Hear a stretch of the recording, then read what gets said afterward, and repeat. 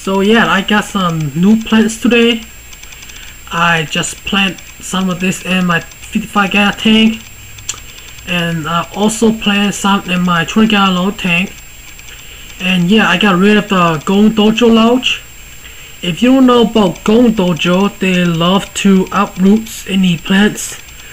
So by getting rid of it, I'm able to get some plants in here and plant this thing up. I got about 2 inch of black sand here. This is baby tears, just regular baby tears. And that is my dwarf Amazon sword.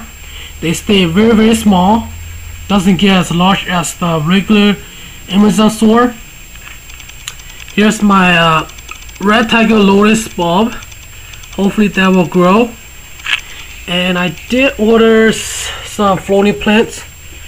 This is the water lettuce. I tried to get the dwarf water lettuce, but someone gave me this big water lettuce. There's like 3 of them here, and hopefully I can try to make them go into a dwarf size.